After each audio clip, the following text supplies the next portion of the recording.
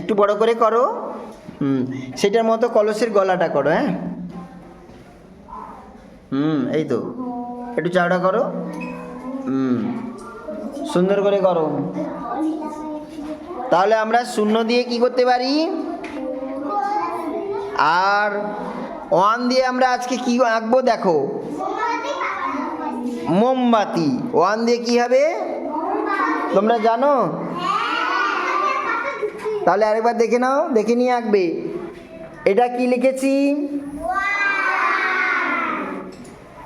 এটা কি 1।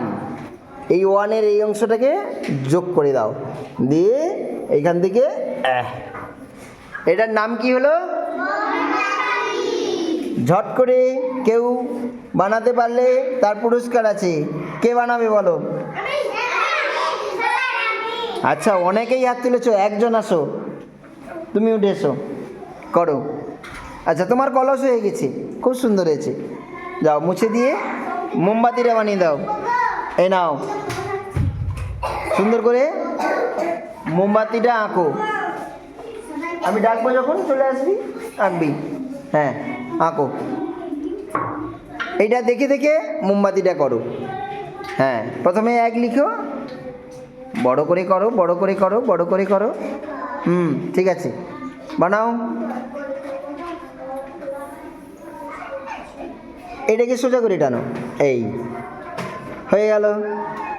হ্যাঁ, এইখান থেকে এটাকে তখন মোমবাতির এই অংশটা হয়ে গেল। দেখো, মাথায় মাথায় দাও, মাথায় দাও, এখানে এরম দাও। হ্যাঁ, ঠিক আছে। হ্যাঁ, খুব সুন্দর হয়েছে। যাও, তোমার হয়ে গেছে, তুমি উঠে এসো। আমি যাকে ডাকবো সে আসবে। হ্যাঁ হ্যাঁ, করো, এগিয়ে যাও। তাহলে আমরা 0 দিয়ে কি করতে পারি? 0 দিয়ে কি আঁকা হলো বলো? কলসি বা কলস। আর 1 দিয়ে ও কি আঁকছে? হ্যাঁ, মোমবাতি। করো।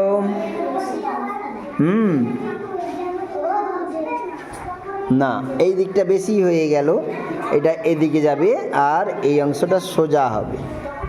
সুন্দর হতে হবে না?